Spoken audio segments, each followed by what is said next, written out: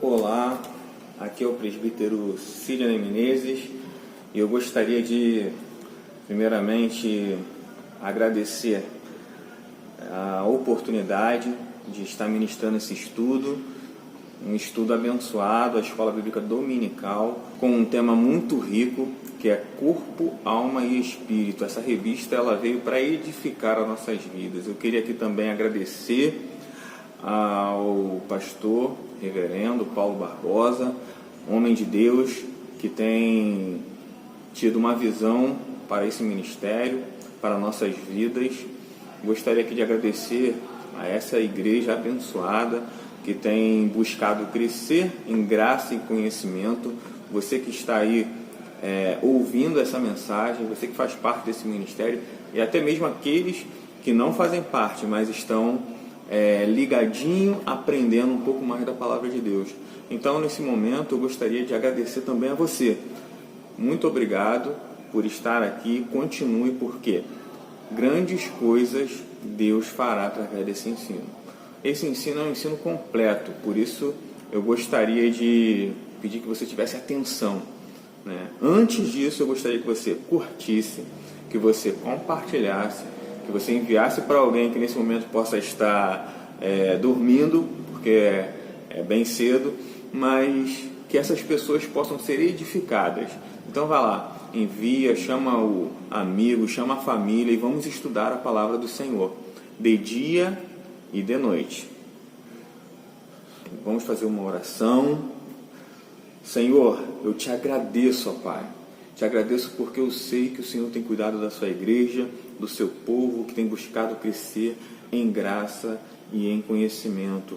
Eu te agradeço por tudo, ó Pai, que o Senhor tem ministrado em nossas vidas, as aulas abençoadas que têm vindo para a edificação da nossa alma, do nosso espírito, do nosso corpo, e nós pedimos nesse momento, ó Pai, ilumina a mente dos teus filhos que vão estar vendo esse vídeo, da tua igreja, para que nós possamos compreender toda essa palavra, esse ensino e esse estudo, em nome de Jesus. Vamos iniciar essa aula para a honra e glória do nome do Senhor Jesus Cristo, e eu espero que você, até o dia de hoje, já tenha entendido bastante esse assunto sobre corpo, alma e espírito. E hoje é a lição de número 7, a complexidade da alma. O texto áureo, ele se encontra em Gênesis, capítulo 2, verso 7. Então o Senhor Deus formou o homem do pó da terra e lhe soprou nas narinas o fôlego de vida, e o homem se tornou um ser vivente.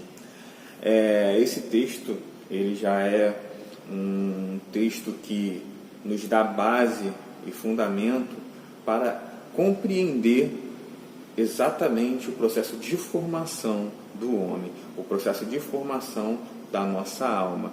Porque o fôlego de vida que Deus ele soprou, que ele influiu, que ele colocou para dentro de nós, significa exatamente o aspecto da vida.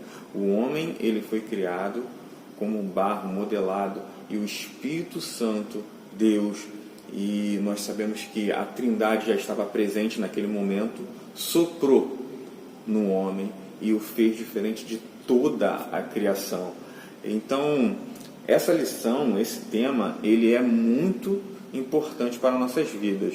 E nesse estudo nós vamos responder algumas perguntas, ou pelo menos tentar, ok? O que é a alma? Qual é a sua origem? Quem a criou? O ser humano é uma alma? Tem uma alma ou passou a ser uma alma? A alma ela é imortal? O mundo animal, físico e vegetal tem alma? O que acontece com a alma na morte? Procuraremos responder a essas e outras perguntas dentro dessa lição. É lógico, no espaço de tempo que nós teremos para poder desenvolver esse estudo, e eu espero que você compreenda. Então, se nesse momento você já conseguiu chegar até o dia de hoje aprendendo essa lição, uma lição poderosa que vem direto do coração de Deus. Se você conseguiu chegar até a lição de número 7, significa que 6 estão para trás e ainda temos mais 6 lições para frente. Estamos no meio, irmãos. Então, até aqui você já precisa ter compreendido algumas definições básicas, alguns conceitos importantes da lição, do estudo para nossas vidas. E dentre essas lições, eu gostaria de destacar alguns pontos.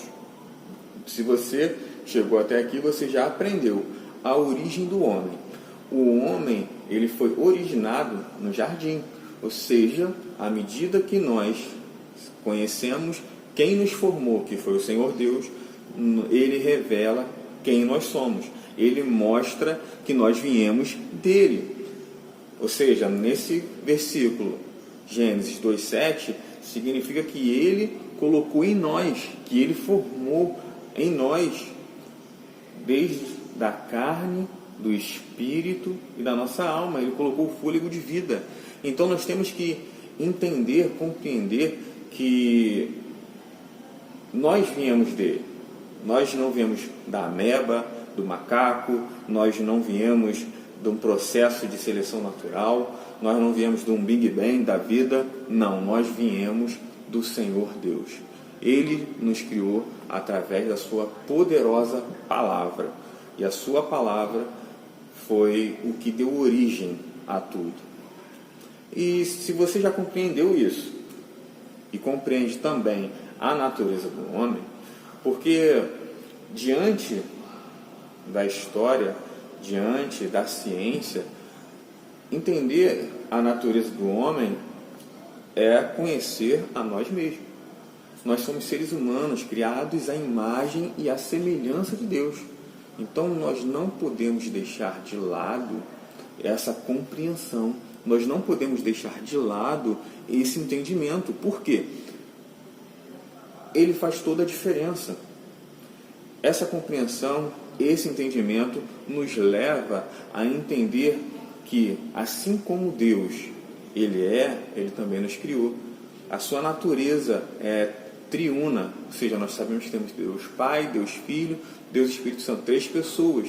Então nós sabemos que também somos o quê? Corpo, alma e espírito.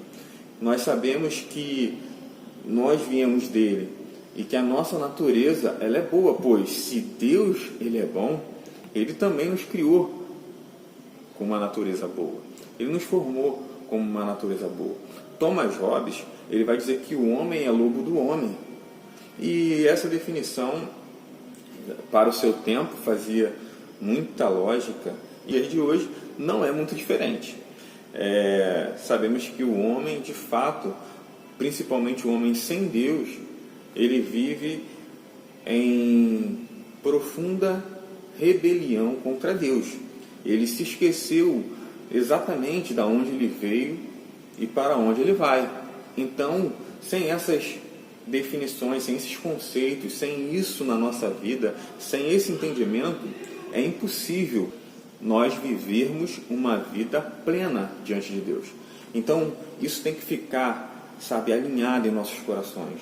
Nós precisamos, de fato, entender aquilo que Deus nos projetou para ser. E Ele te projetou para ser corpo, alma e espírito.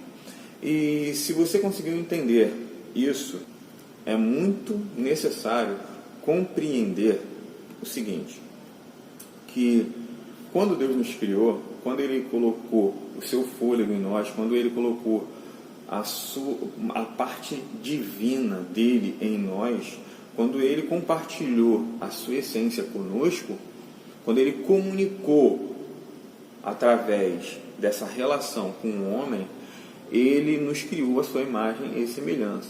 Então é muito importante que você, até o dia de hoje, através dessas lições, você já tenha entendido que nós vivemos em um profundo relacionamento com Deus.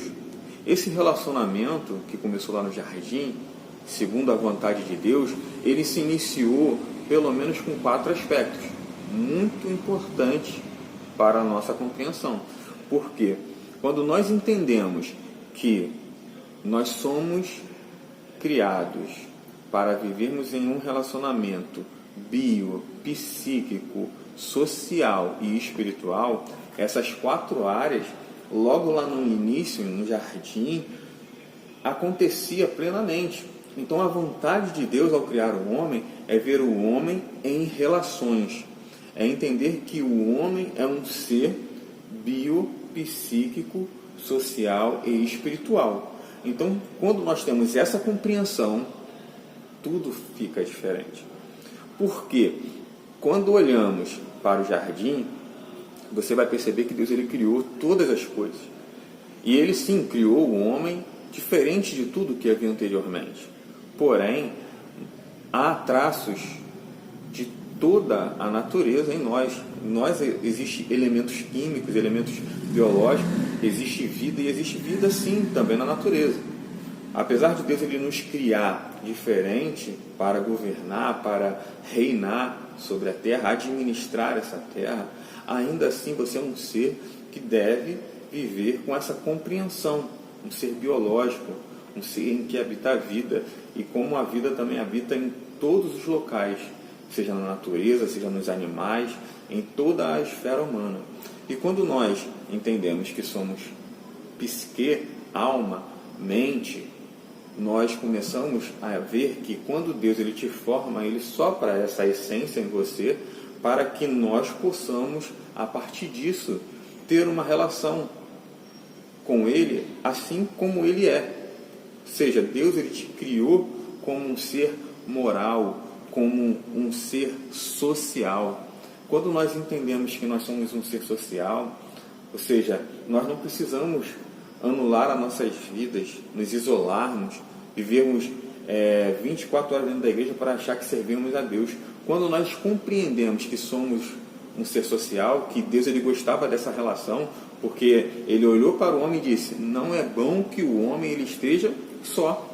Então, quando nós entendemos essa dimensão de um Deus que ama se relacionar com o homem, que criou o homem para viver em um estado de relação com a natureza, com a sua mente, com o seu interior, com o ser social, que era sua esposa, que futuramente seria seus filhos, nós ainda compreendemos que Ele nos criou de maneira espiritual, com a sua parte divina, a sua imagem e a sua semelhança. Então, eu gostaria que você começasse, a partir desse momento, massificar isso. Porque até hoje nós já passamos por todos esses conceitos e ainda tem mais um. Esse eu gostaria que você assimilasse muito bem, porque é muito importante para a nossa lição. Existem 2 termos que é dicotomia e tricotomia.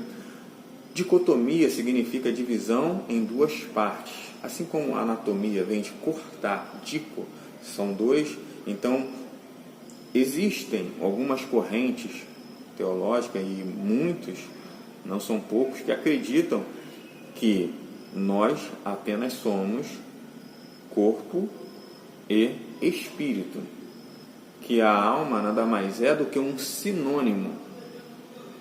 Então, essa relação, quando o dicotômico ele se coloca que ele acredita dessa forma, nós vemos que ele consegue compreender, ele consegue viver plenamente. Nós temos pessoas respeitadas no universo acadêmico, no universo cristão, pessoas que são bastante entendidas, mas que têm essa visão. Eles entendem que alma e espírito são exatamente a mesma coisa. Então, o dicotomista ele acredita que alma e espírito são sinônimos, eles são equivalentes, eles são parecidos, são a mesma coisa. Quando nós vamos para o tricotomista, divisão em 3 partes, nós começamos a entender que nós somos corpo, alma e espírito. A nossa lição do início até hoje explica exatamente que nós somos divididos em 3 partes. Então, é necessário que você que está me ouvindo já tenha essa visão, esse conceito. Apesar de existirem pessoas conceituadas, a maior parte acredita na tricotomia, a divisão em 3 partes, corpo e alma e espírito, assim como Deus Pai, Deus Filho, Deus Espírito Santo, dentre um universo de palavras que nós já estudamos, mas que hoje nós vamos estar estudando a alma. E a alma na sua particularidade, ou seja, na sua origem, na sua criação. Por isso é importante que você entenda esses 2 termos, dicotomia e tricotomia. Vamos lá, vamos seguir nesse estudo. A alma como uma pessoa é apenas uma referência, como um sinônimo. Ou seja, é quando eu utilizo palavras próximas, né, para tentar justificar. Ou seja, nesse aspecto ele está utilizando alma como uma pessoa, ou como 70, ou seja, 70 almas descendem de Jacó. Em Êxodo capítulo 1, 5, vai dizer que 70 almas descenderam de Jacó. Então, por isso que tem que ficar bem entendido esse conceito. Por quê? Porque pela Bíblia a gente vai ver esse termo espalhado e em algumas variações linguísticas. Então, quando nós olhamos, por exemplo, como a alma como um sangue, nós temos um exemplo maravilhoso, a alma como um sangue. A alma como um sangue é retratado em Gênesis capítulo 4, versículo 10, em que trata da situação da relação de Abel com Caim, onde Caim matou Abel. E Deus vira para Caim e diz que o sangue de Abel clamava por justiça. Olha só, irmão, veja que coisa intrigante, porque a alma aqui não é a alma que nós iremos tratar na lição. A alma descrita nesse conceito, ela é a alma como um sangue. Ou seja, Deus ele está falando que o sangue que está clamando, ou seja, o sangue ele clama alguma coisa? Não, irmão, o sangue não clama. Quem clama é o que? A nossa alma. Então nós vamos ver alguns conceitos, algumas variações linguísticas. Outro exemplo que nós temos é o exemplo da alma como um coração. Nós vemos isso, por exemplo, em Mateus 22, 37. Diz o que? Amar ao Senhor, o seu Deus, de todo o seu coração, de todo o seu entendimento, com toda a sua alma. Então, mas na lição nós vamos aprender que a nossa alma, ela é o centro das emoções, da vontade, do intelecto, da mente. Então, diante dessa afirmação, nós vamos ver que ele está sendo redundante. E quando nós somos redundantes, nós buscamos reforçar algo, dar ênfase a algo. E é isso que está descrito aqui no texto. Ele está tentando dar ênfase. Isso daí nós vamos ver essas variações linguísticas também lá em Lázaro, por exemplo, sair para fora. A gente vai ver várias variações, alguns já tentaram até tirar melhorar esse texto dentro das Bíblias Sagradas, só que sair para fora é um vício, de linguagem, não está certo. Nós vamos ver que ele está utilizando essa variação linguística para poder mostrar a ênfase no texto, ok? Então, diante dessa compreensão, nós conseguimos definir já algumas coisas, mas eu gostaria que você visse no tópico 1, nós vamos aqui tratar de 3 tópicos. O primeiro tópico tem como título definição, origem e composição. O tópico 2, nós vamos tratar acerca da atribuição da alma. Então, é muito interessante nós entendermos cada tópico. O tópico 3 tem como título a palavra de Deus e a alma. Ok? Então, nós vamos passear por alguns textos, nós vamos agora começar um processo de leitura. Eu espero que você esteja anotando, eu espero que você esteja com a sua revista, para que a gente possa dialogar, ok? Então, leia comigo no tópico 1, o autor ele vai dizer o seguinte: biblicamente, a alma é a sede das emoções, por intermédio do espírito. Ela põe-nos em contato com o Altíssimo e, por meio do corpo, põe-nos em contato com o mundo natural. Ou seja, a alma é como se fosse um intermediário. Ou seja, nós temos o nosso corpo material e nós temos a parte espiritual, a parte divina. Então ela dialoga, ela passeia com essas duas partes. Então muitas das coisas que nós sentimos, dos nossos anseios, do nosso desejo, dos nossos sonhos, está ligado à alma. E é muito interessante porque alma, ela significa, vem do hebraico que significa nefesh, exatamente no texto de Gênesis capítulo 2, 7, e formou o Senhor Deus, o homem do pó da terra, e soprou, influiu em seus narizes o fôlego de vida, e o homem foi feito alma vivente. Então foi a partir desse sopro que o homem ele passou a ser alma vivente. E diante desse hebraico que significa alma, aqui no texto, nefesh, e nós vamos entender que ele significa o quê? Ego. Ele diz respeito à essência da vida, ao coração. O termo tem sentido original na respiração da vida, como está descrito em Salmos 107, versículo 9, e Salmos 139, versículo 14. Então, irmão, entenda que a parte imaterial e invisível do homem interior, é bastante importante nós entendermos essa dimensão da alma.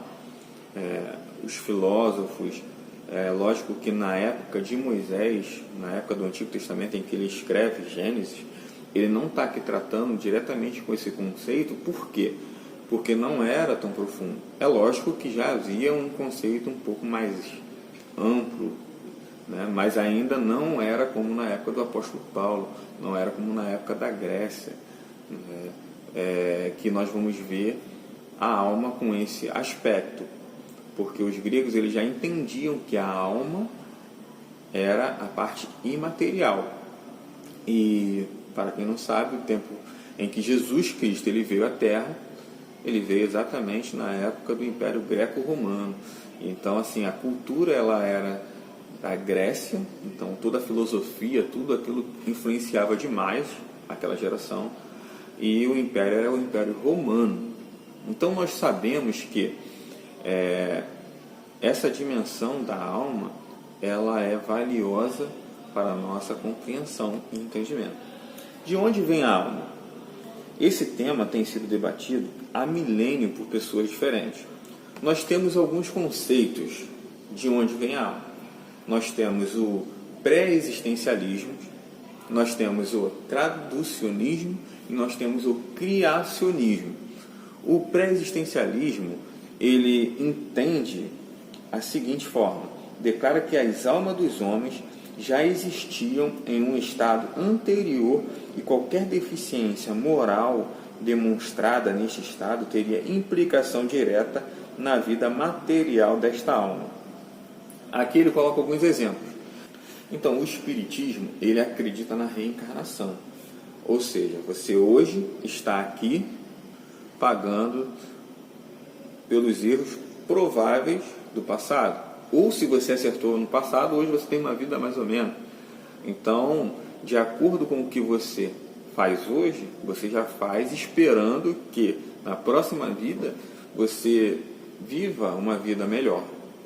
E é interessante porque eles buscam viver uma vida cada vez melhor para que na próxima vida eles possam vir literalmente colhendo aquilo que eles estão plantando. Talvez você não consiga lidar muito bem com essas relações da vida, e por você ter cometido erros no passado, esses erros te perseguem. E se você vier a morrer, você vai reencarnar em um sistema inferior, ou seja, você vai descer nessa lista. Então nós precisamos entender exatamente o que é que Deus tem reservado para mim e para você. Nós vemos que em João, capítulo 9, versículo 2, os discípulos viram para Jesus e perguntam: Jesus, quem foi que pecou para que esse homem nascesse cego? Jesus ele diz o seguinte, que nem ele e nem os seus pais pecaram, mas isso aconteceu para que a glória de Deus fosse manifestada. Então, os judeus eles também tinham essa característica, eles têm, né, uma característica como essa. Quando nós olhamos no Antigo Testamento, em que por vezes você vai ouvir os profetas falando, e você vai ouvir que eles dizem o seguinte, que os filhos nascerão com os dentes verdes porque os pais comeram uvas. Então, assim, os pais, aquilo que os pais fazem, os filhos acabam pagando. A gente sabe que, de fato,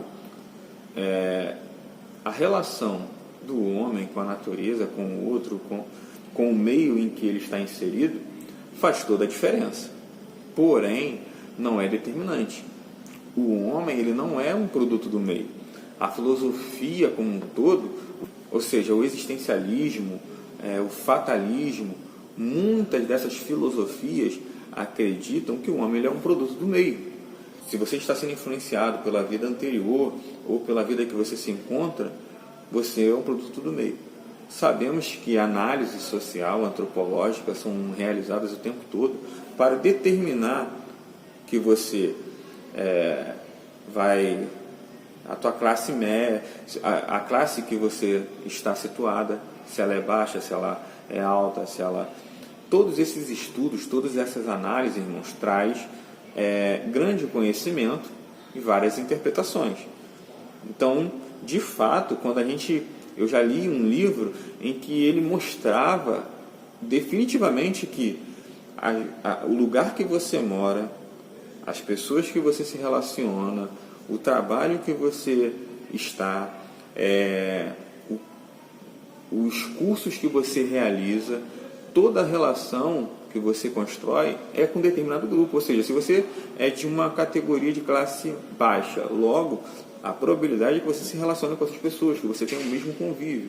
Então, isso tem a ver exatamente com o homem ser o produto do meio. Porém, Deus não nos vê assim.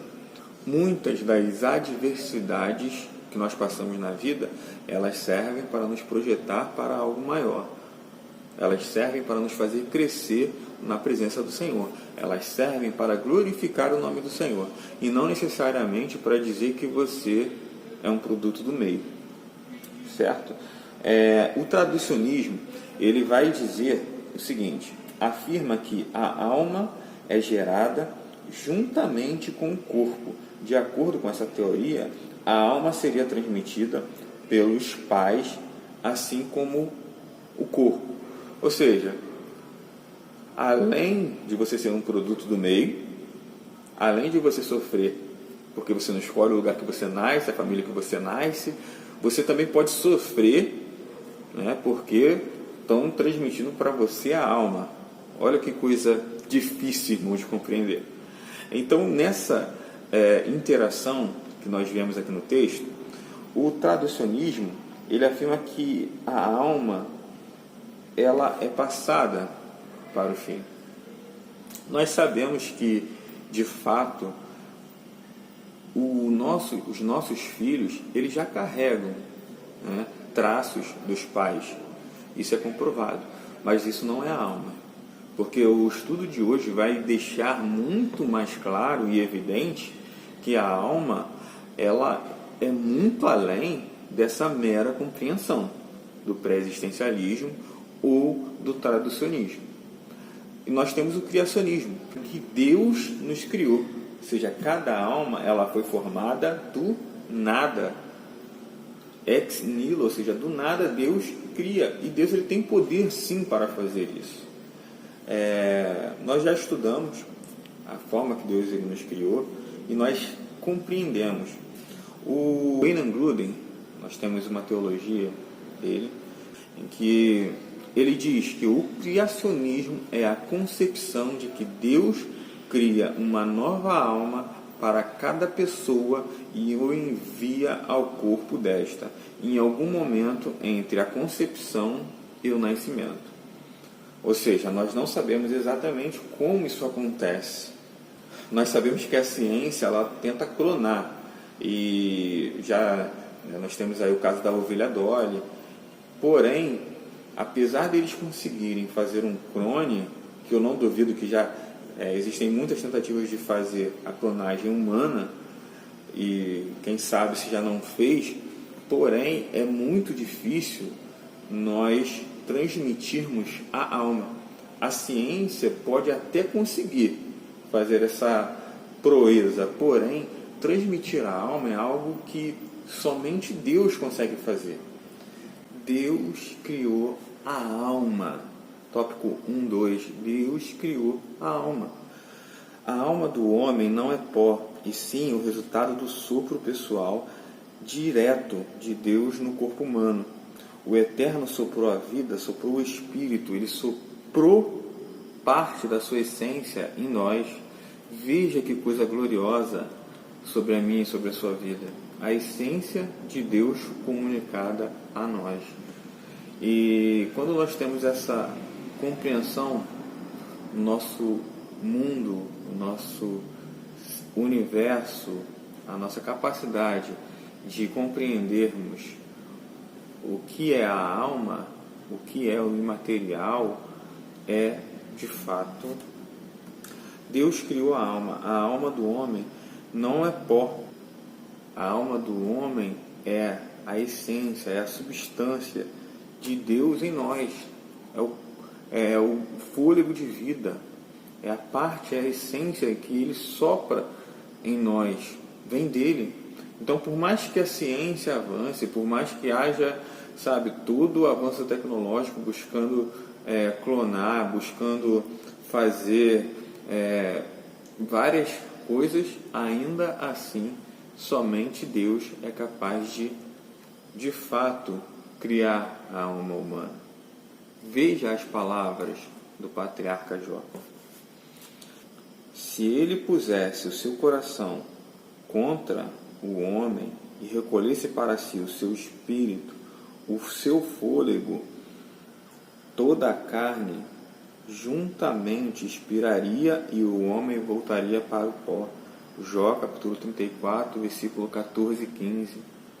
Ou seja, irmãos, sem a alma, você não existe. Sem a alma, você é apenas uma matéria. Então, é impossível de conceber.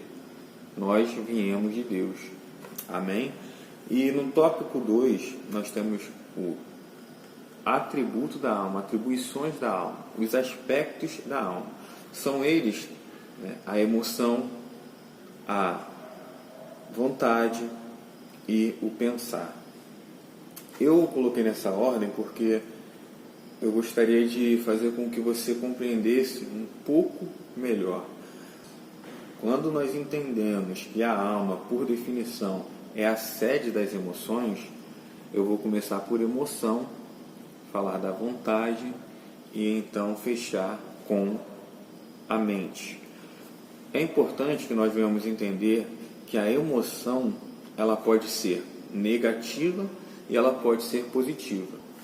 A alma ela é capaz de produzir emoções positivas e emoções negativas. Então, nós temos que entender que nós precisamos escolher um ambiente em que nós vamos estar. Se ele é perturbador, se ele é tumultuoso, porque nós sabemos que o nosso estado, ele muda. Nós sabemos que a nossa alma se perturba, mas quando nós temos um ambiente tranquilo, de calmaria, a nossa alma, ela se alegra. Então, querido, entenda que Deus, Jesus, Ele veio nos resgatar para vivermos uma vida plena, com as nossas emoções curadas. Veja o que William Motzloy advertiu: quando o sofrimento não pode se expressar pelo pranto, ele faz chorarem os outros órgãos. Veja que coisa poderosa, irmãos. Muitas das crises existenciais, dos problemas que cercam a nossa sociedade, inclusive a nossa igreja, nós sabemos que hoje nós temos a SPA, Síndrome do Pensamento Acelerado, o ritmo é frenético. Muitas das vezes não conseguimos lidar com essa realidade e então a alma adoece. Vem a depressão, vem o estresse, vem os transtornos.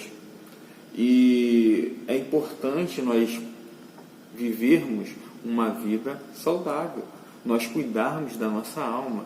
E o apóstolo Paulo ele vai dar uma dica aqui, em Gálatas 5:22, ele diz, Paulo menciona o amor, o gozo, a paz, longanimidade, benignidade, bondade, fé, mansidão, ou seja, o fruto do Espírito. Logo a gente consegue entender que para nós vivermos com a nossa alma sarada, nós temos que viver pela fé, nós temos que ser manso, nós temos que ter temperança, nós temos que amar. Irmãos, quantas pessoas hoje são frias? Veja o aspecto da emoção negativa. As pessoas são amarguradas, veja o que diz lá em Efésios 4:31. Toda amargura, ira, cólera, gritaria, blasfêmias, toda malícia seja tirada de entre vós. Isso não pode existir no seio da igreja, isso não pode existir na comunidade, isso não deveria existir na sociedade. Por quê? Porque isso adoece a nossa alma. É isso que tem que ficar claro. Então, se as pessoas elas carregam emoções negativas, nós, como igreja saudáveis, devemos carregar o fruto do Espírito. Se a pessoa está perturbada, se ela está fria, vivendo em guerra, nós devemos levar a calmaria, a paz, a mansidão, a longanimidade, a paciência.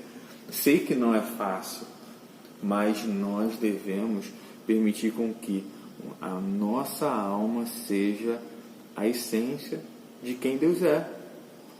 Então, você é capaz de ser cada vez mais forte, dominante, entendendo que a sua alma ela carece de viver cercado de emoções positivas. Nós temos a vontade, e a vontade não é aquela que dá e passa, né? Tem vontade que dá e passa, tem vontade que dá e fica, tem vontade que nos deixa estressado, ansioso, mas a vontade que está ligada à alma está de fato atrelado à relação do homem com seus desejos, com seus anseios. E principalmente a capacidade que nós temos de escolher e muitas das vezes de renunciar. Então, os dois tópicos que nós temos aqui quanto à vontade, ele trata exatamente da recusa.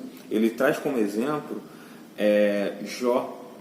Ele vai dizer, em Jó capítulo 6, verso 7, a minha alma recusa tocar em vossas palavras, pois são como a minha comida fastienta. Por que ele diz isso, irmãos? Porque ele está passando por momentos difíceis, porque ele está passando por adversidade. Ou seja, aquilo que ele antes renunciava, que ele não queria tocar, aquilo que ele não queria fazer, ou seja, a sua alma não tinha prazer naquelas coisas, mas hoje ele estava vivendo em situação precária, ele não conseguia nem acreditar. Então, nós temos que ter a recusa, a renúncia. Lembra do outro exemplo, Daniel, que está aqui descrito na lição, ele resolveu não se contaminar com as iguarias do rei. Eles estavam vivendo em cativeiro, porém, eles resolvem fazer a diferença. E em um tempo que nós estamos hoje, nós devemos fazer a diferença. Nós devemos, muitas das vezes, recusar. Nós sabemos que nem tudo nós devemos acolher, fazer. As pessoas, muitas das vezes, nos confundem e nos chamam para determinadas ocasiões, saídas, passeios, locais, coisas que nós não devemos fazer como cristãos. E se você não sabe recusar, se você não sabe dar um não, por muitas vezes você vai passar a ser uma alma doente. Você vai adoecer. Porque você não sabe recusar, porque você não sabe dar um não. Um outro aspecto que é bastante interessante é o exemplo de José e a esposa de Potifar, que ela buscou ter intimidade com José. Porém, José, ele recusa, ele foge. Ele não poderia cometer tal ato contra o seu Senhor e muito menos contra Deus. Veja a recusa desse jovem. Eu acho muito interessante, todas as vezes que eu lembro desse fato, eu lembro do meu primo, que ele virou para mim e disse que quando eu morresse, eu levaria uma auréola sobre a minha cabeça. Por quê? Durante a vida, nós praticamente passamos a adolescência, a juventude juntos. Ele conhece desde a infância, na realidade, a gente conviveu muito tempo junto, até na igreja, nós passamos bons momentos juntos. E ele disse para mim que eu receberia uma auréola porque eu busquei trabalhar desde cedo, meus pais me ensinaram a fazer isso. Eu decidi estudar, decidi ter somente uma mulher, que é minha esposa hoje. Eu me relacionei com ela, conheci, então eu só tive uma mulher na minha vida, que é a minha esposa. E ele falou: poxa, você vive, sabe, o seguinte é todo certinho, porque eu escolhi as coisas boas, porque eu renunciei às coisas erradas. E o mundo, ele vive exatamente com essas indagações, irmão. Ou seja, para ele, diante da sociedade, se dar bem é você levar a vida do modo que ela parecer. Ou seja, se é para se dar bem, se é para levar vantagem, se é para você viver os prazeres, se deitando com mulheres, indo para balada, se é para você gastar todo o seu tempo, toda a sua vida em deleites momentâneos, a sua alma, ela vai até por um momento se regozijar. Porém, quando passar, ela vai estar doente. Por quê? Porque não aprendeu a recusar, porque ela não aprendeu a falar não, porque você não consegue dominar a sua alma. Nós devemos exercer influência. Entenda que esse aspecto ele é muito importante. Então não adianta eu querer lançar a culpa dos meus erros, das minhas dificuldades, da ocasião, da vida passada, ou da vida futura, ou qualquer que seja. Você não é responsável pelo lugar que você nasceu, você não é responsável pela família que você tem, pela condição de repente que você até se encontra, mas certamente você é responsável pelas escolhas que você está fazendo nesse momento. E se a sua alma ela não souber fazer essas escolhas acertadas, ela vai amargurar, ela vai adoecer. Então aprenda que nós temos o livre-arbítrio. Está ligado exatamente a essa natureza, a essa concepção da vontade. E nós devemos falar não, nós devemos recusar, renunciar. Deus jamais interferiu no livre-arbítrio humano. Escolhas importantes são geradas na alma, começam na mente, passam pelas emoções e alcançam a vontade. Começa na mente, passa pelas emoções e alcança as nossas vontades, onde a decisão ela acontece. Então nós falamos sobre a emoção, falamos sobre a vontade e vamos falar sobre o pensamento. O pensamento é, sem sombra de dúvidas, a parte mais importante da alma, porque ela exerce o controle, ela é o que te diferencia de toda a criação de Deus. Ele te cria com a capacidade intelectual de raciocinar. René Descartes, ele diz o seguinte: penso, logo existo. E o autor, João Caetano, ele vai dizer, logo na introdução dessa revista, que ele foi infeliz nessa fala. Por quê? Hoje existem tantas coisas que não pensam. Então, veja bem, esse celular, ele não pensa sozinho. Se eu não teclar, se eu não digitalizar, se eu não buscar esse livro, ele não abre sozinho, ele não é lido sozinho, ele não pensa, mas ele existe. Isso aqui também existe. Tudo que nós estamos vendo aqui existe, porém, não pensa. Veja que as definições de um grande homem reconhecido não são as melhores. Entenda a grandiosidade que é na palavra de Deus, o poder que há em entendermos a nossa mente, entendermos a nossa alma.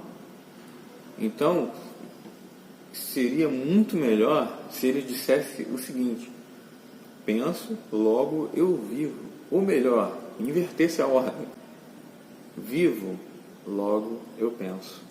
Quando a gente vê em Gênesis 2, 7, que Deus ele soprou e o homem ele passou a ser alma vivente, primeiro o homem ele é alma vivente, ele recebe o fôlego de vida para depois ele pensar, ou no mesmo instante. Porém, o que vem primeiro é a essência de Deus, é a mente de Deus em nós, é a capacidade de raciocinarmos e sermos diferentes de todas as criações. Então, assuma o lugar pelo qual o Senhor, Deus, nos criou, por intermédio de qual Deus nos colocou para governar, para administrar, como lá no início.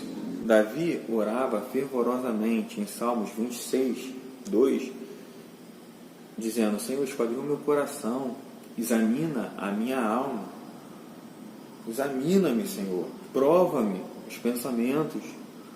Então, nós devemos exatamente pedir a Deus para sondar, colocar diante de Deus quantas coisas nós fazemos de forma infundada, quantos erros nós cometemos na vida e depois colocamos a mão na cabeça e dizemos: Deus, por que fizemos isso? Por que fizemos tais escolhas? Por que eu me casei assim? Por que meu filho é assim? Por que esse trabalho é assim? Ou seja, como se você não tivesse responsabilidade de nada nisso. Porém, eu e você temos a maior responsabilidade sobre a nossa mente, sobre o nosso intelecto. Isso está ligado à nossa alma. Então, veja a influência que ela tem.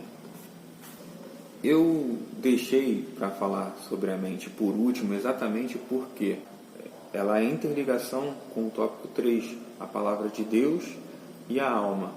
Então, falar sobre a mente, essa questão da razão, da intelectualidade, é exatamente o que nos leva ao tópico 3.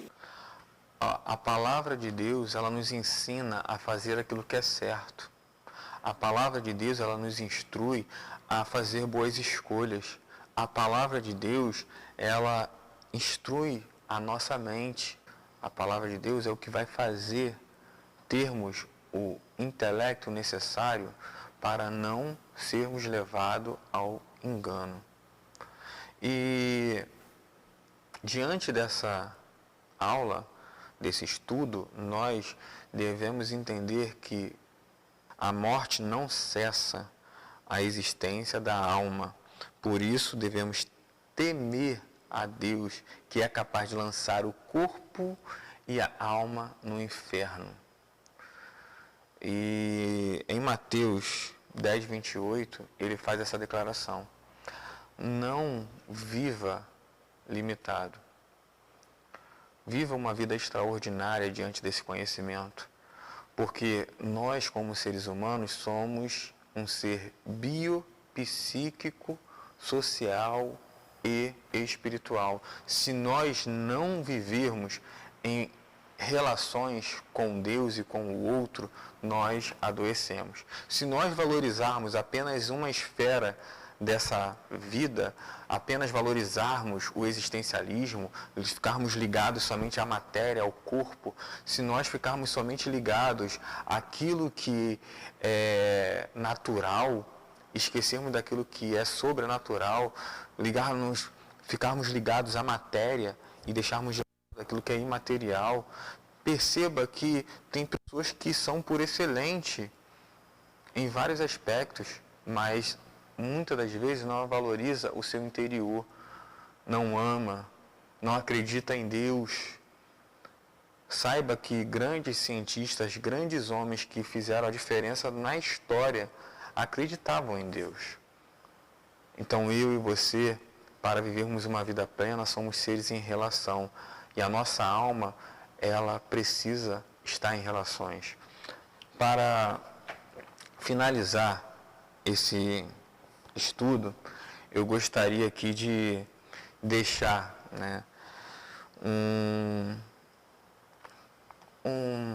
uma história.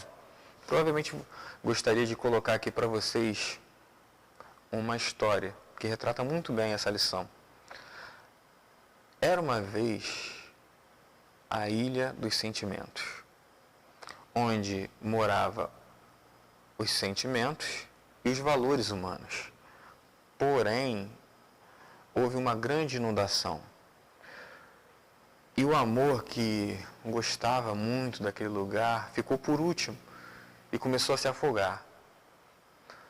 Porém, passou um barquinho com a riqueza, um barco bonito, luxuoso, e o amor pediu ajuda, mas a riqueza falou que não podia, porque não tinha espaço, estava ocupado com o seu ouro, com a sua prata. E o amor ficou esperando o próximo barco passar. Em seguida veio o orgulho. O orgulho passou e ouviu o amor chamar. Porém, ele disse que o seu barco estava perfeito e que não poderia ajudá-lo. Logo após, veio a tristeza. E a tristeza ouviu também o amor gritar por ajuda, mas ela falou que estava tão triste que preferia ficar sozinha. Em seguida veio o prazer, mas ele estava repleto de alegria e nem sequer ouviu a voz do amor que estava já se afogando. Porém, passou um velhinho. E quando não mais o amor podia sussurrar, o velhinho pegou e colocou o amor no barco. E depois, quando chegou em terra seca, o amor perguntou ao saber: quem é aquele velhinho que me ajudou? E a sabedoria diz: é o tempo. Então, amor, mas por que só ele foi quem me ajudou? A sabedoria diz: porque somente o tempo é capaz de revelar o verdadeiro amor. Somente o tempo vai dizer o que é importante para mim e para a sua vida. Então, não se apegue às coisas circunstanciais a esse momento.